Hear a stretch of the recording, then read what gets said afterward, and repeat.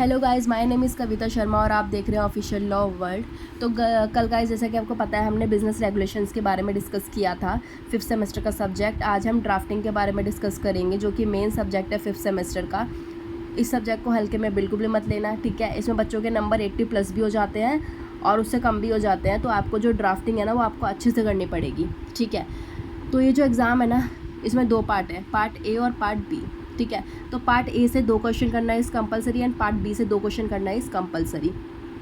तो आपको क्या करना है, मैं आपको कुछ इंपॉर्टेंट टॉपिक्स बताऊंगी, ठीक है। जब मैं सारा ड्राफ्टिंग समझा दूंगी उसके बाद तो आपको वो अच्छे से प्रिपेयर कर लेने हैं। तो इसमें क्या है, इसमें ना थ्योरी के 3 क्वेश्चन बनते हैं, ठीक है। सबसे पहला ड्राफ्टिंग रूल्स एंड स्किल्स है। इसमें से हमारे पास ना पूरे ड्राफ्टिंग में से 3 क्वेश्चन जो है ऐसे जो थ्योरी के बनते हैं। Fundamental rules of pleading, components of deed, difference between drafting, pleading and conveyancing. तो ये जो 3 क्वेश्चन है ना, आपको अच्छे से कर लेने हैं। जबकि fundamental rules of pleading and components of deeds तो एग्जाम में आता ही आता है, आप चाहे कितने भी प्रीवियस ईयर के क्वेश्चन पेपर उठा के देख लेना, ठीक है। तो हम आते हैं अब सीधा अपनी ड्राफ्टिंग पर, जो है सिविल प्लीडिंग। अब इसमें क्या है, suit for recovery under order 37।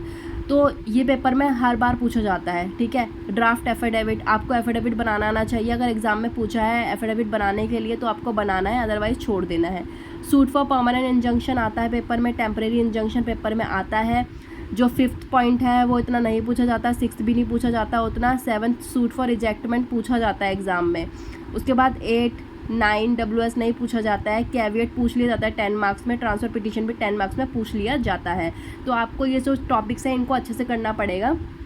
और आप ड्राफ्टिंग में, आपको पता ही है, कुछ चीज़ें ऐसी जो आपको याद करनी ही पड़ेंगी। फैक्ट्स तो आप खुद बना ही लोगे, उसमें तो कोई दिक्कत है नहीं, ठीक है। तो जो आपको पॉइंट्स हैं वो याद करने पड़ेंगे, मैं आपको बता दूंगी कि उन्हें कैसे याद करना है, ठीक है। उसके बाद हम अपना देखेंगे। अब जैसे जैसे हम बढ़ते जाएंगे ना, मैं आपको सारे ड्राफ्ट्स प्रोवाइड करा दूंगी। उसके लिए आपको मेरा चैनल सब्सक्राइब करना पड़ेगा, अपने दोस्तों का शेयर करना पड़ेगा, ठीक है। तो हम आते हैं मैट्रिमोनियल प्लीडिंग्स पर। इसमें क्या है, इसमें म्यूचुअल डिवोर्स के ऊपर 20 मार्क्स का क्वेश्चन बनता ही बनता है। और उसमें एफिडेविट भी आपको बनाने के लिए कह देते हैं। ड्राफ्टिंग का पेपर बहुत लेंदी होता है, तो इसमें फालतू की चीज़ें ना लिखकर जो मेन चीज़ पूछी जाए उस पर फोकस करना। जिसमें एफिडेविट नहीं पूछा जा रहा है उसमें मत बनाना, अपना टाइम वेस्ट मत करना, ठीक है, वरना पेपर छूट जाता है बच्चों का, ठीक है। अब इसमें डिसोल्यूशन ऑफ मैरिज पूछ लिया जाता है, बट ज़्यादातर ना म्यूचुअल डिवोर्स पे ही पूछा जाता है, तो आप इसमें म्यूचुअल डिवोर्स को अच्छे से कर लेना, ठीक है। सेक्शन 9 आप नॉर्मल देख सकते हो, बना ही लोगे ड्राफ्ट उसके ऊपर भी, ठीक है। उसके बाद हमारे पास है grant of probate in high court, letter of administration, succession certificate. ये तीनों साथ में पूछे जाते हैं, लेकिन जो प्रोबेट है ना वो पूछ लिया जाता है, वो 100% पूछा जाता है पेपर में। और उसके बाद LOR भी बनाने को बोल देते हैं, ठीक है। लेटर ऑफ एडमिनिस्ट्रेशन भी बनाने को बोल देते हैं। पिटीशन अंडर कॉन्स्टिट्यूशन लॉ है। इसमें क्या है, इसमें रिट का क्वेश्चन आता ही आता है, एक क्वेश्चन रिट का मिलेगा ही। 2 रिट बहुत इंपॉर्टेंट है, हैबियस कॉर्पस और मैंडामस। इसमें से एक तो पूछी ही जाती है, ठीक है। बाकी की रिट आप ना भी करो तो चलेगा, बट ये 2 रिट आपको बहुत अच्छे से करनी पड़ेंगी। फिर है प्लीडिंग अंडर क्रिमिनल लॉ। इसमें एंटिसिपेटरी बेल 138 और 125 इस तीनों ही इम्पॉर्टेंट है। SLP सिविल में नहीं पूछा जाता है, ठीक है। अदर्स मिसलीनियस प्लीडिंग में क्या है, कंप्लेंट है कंज्यूमर प्रोटेक्शन की, पूछी जाती है 10 नंबर में, हमेशा दिखेगी, आएगी, और ठीक है। उसके बाद क्या है, कंटेम्प्ट पिटीशन और डोमेस्टिक वायलेंस, DV नहीं पूछा जाता पेपर में, ठीक है। अब उसके बाद हमारे पास क्या आ जाएगा, हमारे पास आएगा अब पार्ट बी, ठीक है। पार्ट बी से भी आपको 2 क्वेश्चन करना कंपलसरी है, ठीक है।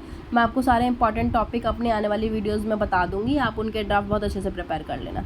दूसरा पार्ट है हमारे पास कन्वेंसिंग का, ठीक है। इसमें हमारे पास क्या है, एक क्वेश्चन बनेगा कंपोनेंट्स का, डीड का, ठीक है। अब ड्राफ्ट है हमारे पास forms of deeds and notice. इसमें क्या है, विल 10 नंबर का पूछा जाता है। GPA 10 मार्क्स का पूछा जाता है, ठीक है। सेल ऑफ डीड, ये हमारे पास 20 नंबर का आता है एग्जाम में, ठीक है। लीज डीड भी 20 नंबर का पूछ लिया जाता है। पार्टनरशिप डीड तो आता ही 20 नंबर का है। इसमें अब जो डिसोल्यूशन है ना, इसके अंदर क्या है, इसमें डिसोल्यूशन ऑफ पार्टनरशिप, ठीक है। इसमें या तो पार्टनरशिप के ऊपर आ जाएगा 20 नंबर का, या फिर डिसोल्यूशन ऑफ पार्टनरशिप के ऊपर भी 20 नंबर का आ जाता है। गिफ्ट डीड 10 नंबर में पूछा जाता है। Section 80 of civil procedure code, ये पूछा जाता है 10 मार्क्स में, ठीक है। और बाकी आपको NI एक्ट का तो पता ही है सारा, ठीक है। आपने इंटर्नशिप वगैरह में सबने बनाए ही होंगे ड्राफ्ट्स, ठीक है। तो हमें क्या करना है, हमें ना, अब देखो ड्राफ्टिंग की जो लैंग्वेज है ना, ठीक है, आपको वो लैंग्वेज फॉलो करनी पड़ेगी। आप फैक्ट्स खुद से बना सकते हो, लेकिन आप जो ड्राफ्टिंग की लैंग्वेज होती है, ठीक है, आपको उसको ड्राफ्टिंग की लैंग्वेज में ही लिखना पड़ेगा। आप अपने लैंग्वेज में लिखोगे मार्क्स नहीं मिलेगा, आपको नॉर्मल जो है लैंग्वेज जो प्रोवाइड करा रखी है आपको केस मैट में, आपको वही लैंग्वेज जो है लिखनी पड़ेगी एग्ज़ाम में, तो आप अच्छे मार्क्स गेन कर पाओगे उसमें, ठीक है। तो मैं क्या करूँगी, आपको मैं ना सारे ड्राफ्ट बनाने सिखाऊंगी कि कैसे कैसे बनाने हैं। बहुत इजी वे में सिखाऊंगी, सिंपल लैंग्वेज में सिखाऊंगी, ठीक है, आप बहुत जल्दी कैच कर लोगे उसको, ठीक है। तो आज के लिए इतना ही, ठीक है। अब हम क्या करेंगे, हम धीरे धीरे ना, अभी मैं अपने नेक्स्ट वीडियो में ना मूड कोड के बारे में भी डिस्कस करने वाली हूँ कि आपको कैसे बनाना है अपना ड्राफ्ट्स वगैरह, ठीक है। तो आप मेरे चैनल से जुड़े रहें। Thanks for